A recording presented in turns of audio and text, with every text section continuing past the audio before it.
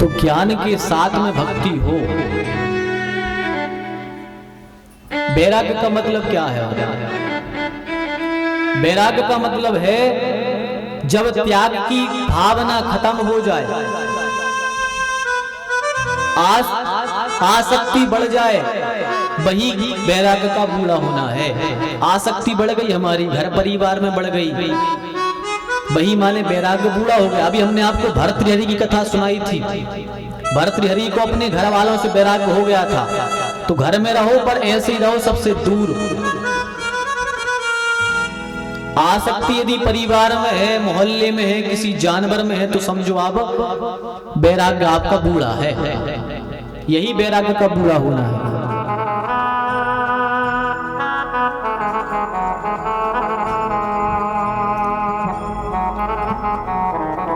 कल जब नारद जी के लिए परमहंस सनक सनंदन सनातन सनत कुमार मिले,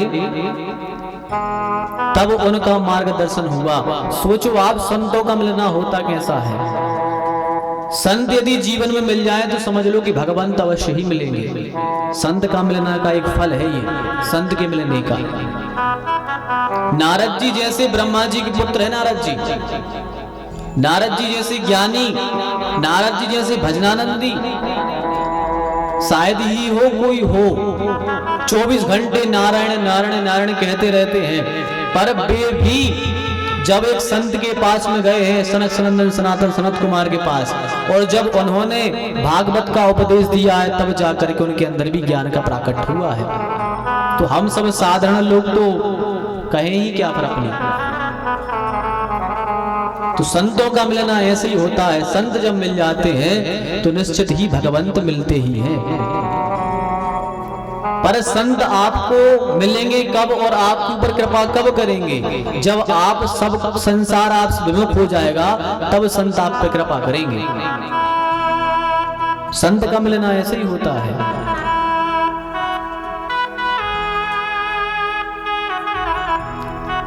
एक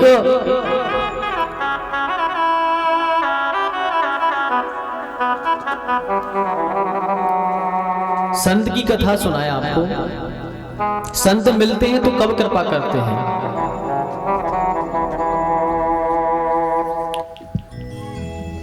ये भगवान बुद्ध की कथा है। भगवान के जो 24 अवतार हुए हैं, उनमें से एक भगवान का बुद्ध अवतार भी हुआ है। तो बुद्ध की कथा, एक आम्रपाली नाम की वेश्या थी। जहां बुद्ध रहते थे वहीं रहती थी। रोज बुद्ध उस रास्ते से निकलते थे, आम्रपाली देखकर खड़ी होती थी, और बुद्ध निकले तो बुद्ध को देखकर आश्चर्यचकित हो जाती थी। इतना तेजस्वी, इतना सूरवीर ये कौन है, और ये इतना अच्छा है और हमारी तरफ एक बार भी नहीं देखता। आम्रपाली बड़ी चकित रहे। एक दिन आम्रपाली ने टोक दिया, बोले महात्मा हमारा आतिथ्य स्वीकार करो। बुद्ध ने कहा नहीं, अभी नहीं करेंगे, पर हाँ तुम्हारा आतिथ्य स्वीकार जरूर करेंगे, पर अभी नहीं करेंगे, समय आने पर करेंगे। बुद्ध वहां से चले गए। आम्रपाली और बड़ी भई। जब कुछ बड़ी भई तो उसके शरीर में कोढ़ हो गया। आम्रपाली की सारे शरीर में कोढ़ हो गया। सारे गांव वालों ने निकाल दिया, घर वालों ने निकाल दिया, गांव से निकाला दे दिया। बोले भागो, तुम्हें है ऐसा ना हो किसी और को हो जाए। निकाल दिया, जंगल में पहुंच गई। जंगल में रोने लगी। एक दिन रोती रोती बैठी थी, पीछे से किसी ने आवाज दी आम्रपाली, और जैसे ही मुड़ करके देखा तो क्या देखा, सामने बुद्ध खड़े हैं। आम्रपाली ने कहा कि आप अभी आए हैं? जब मुझे संसार में त्याग कर दिया तब आप मेरे पास आए हैं? तो बुद्ध ने कहा जब संसार छोड़ देता है तब मैं ही सबके काम आता हूं। जिसको संसार छोड़ देता है फिर उसके बाद में संत आते हैं। और जैसे ही आम्रपाली को संत बुद्ध अपने आश्रम में ले गए, कंचन काया हो गई, सारा कोढ़ नष्ट हो गया, बड़ी 16 साल की सुंदरी बन गई। संत का आना ऐसे ही होता है। लेकिन संत कृपा करते कब है? जब आपको सारा संसार ठुकरा देता है, तब जाकर के संत कृपा करते हैं और सीधा ठाकुर जी के चरणों में डाल देते हैं आपको। ये है भगवान का प्रभाव, ये है संत का प्रभाव। तो वही संत नारद जी को मिले, सनक सनंदन, तो उन्होंने भी ठाकुर जी की भागवत की कथा सुनाई और जैसी नारद जी को कथा सुनाई, नारद जी के सामने भक्ति ज्ञान वैराग्य सारे पुष्ट होकर के खड़े हो गए। नारद जी कथा सुना रहे थे सनकादिक नारद जी को।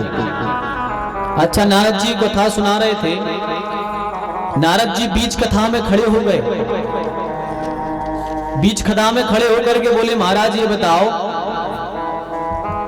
कि इस भागवत के सुनने से कैसे कैसे पापी तरते हैं, कैसे कैसे पापियों का उद्धार होता है भागवत की कथा सुनने से।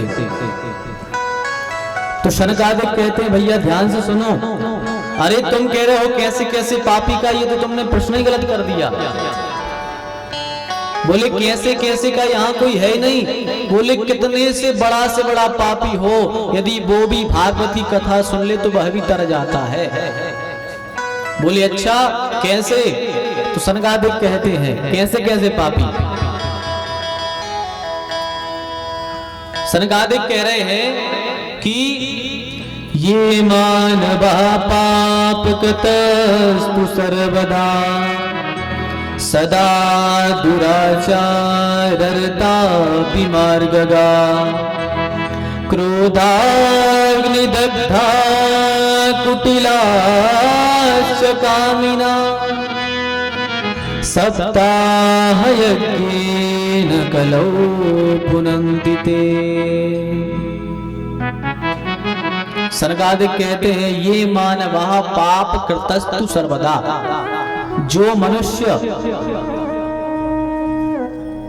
सर्वदा माने सदा पाप करते रहता हो, ये मानवा पाप कृतस्तु सर्वदा, सारी जिंदगी पाप करता हो, वह व्यक्ति भी यदि भगवान की कथा को सुन ले, भागवत को सुन ले, तो वह भी तर जाता है, वह भी मुक्त हो जाता है। और सदा दुराचार रता विमार्ग का, सदा दुराचार करता रहता हो, एक दूसरे से लड़ाई करता हो, एक दूसरे की बुराई करता हो, पाप कर्म में लगा रहता हो, यदि वह भी कथा सुन ले तो वह भी तर जाता है। ये सत्संग का प्रभाव है। एक शब्द में सत्संग की कल्याण है, एक शब्द में, एक वाक्य में, एक श्लोक में भागवत के कल्याण है। एक एक शब्द में कल्याण होता है भैया। अरे हम कह रहे हैं आप बिना मन के भी सुन लो, आपके यदि यहां से गुजर रहे हो और आपके कान में यदि भागवत का शब्द पड़ गया तो वो भी कल्याणकारक है, वह भी जीवन बदल देगा आपका। कैसे बदल देगा? एक परिवार था लोहार,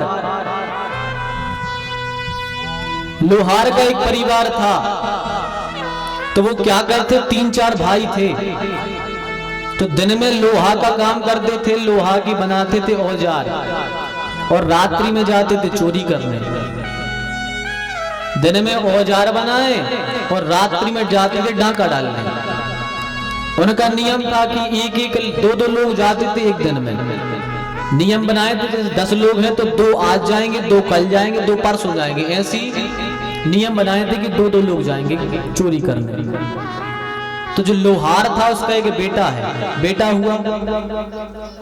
अब जब बेटा हुआ तो बेटे को अच्छा ना लगे ये चोरी वोरी करना, लेकिन अब क्या करें भाई, जैसा परिवार, पिता की आज्ञा, चोरी करने जाना है। पिता ने आज्ञा दे दी चोरी करने जाना है, जाना पड़ेगा। अब उस बच्चे की पहली चोरी थी, पहली बार चोरी करने जा रहा था। उससे कह दिया अच्छे से जाओ चोरी करने, डरना नहीं। सब नियम बता दिए चोरी के जो जो भी होते हैं। अब हमें तो पता नहीं भैया नियम बनना, हम नियम बता देते। अब हम डाको डाले में गए हुए तो पता रहे नियम, तो नियम तो नहीं पता, लेकिन जो जो भी बताए पर 1-2 नियम बता रहे, काका बताए थे। उसने कहा था कि सुनो बेटा, जिंदगी में कहीं भी सत्संग में भूल के मत चले जाना।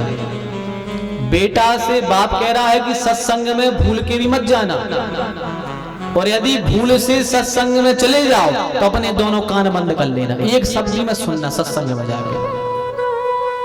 ये प्रयास करना है, यदि भूल से पहुंच जाओ तो कान बंद कर लेना, और वरना तो जाना तो है ही नहीं, और जो जाएगा उसको दंड मिलेगा। और दूसरी बात, किसी पंडित किसी महात्मा के चक्कर में मत पड़ना। ये दो सबक सिखा दिए उस चोर ने।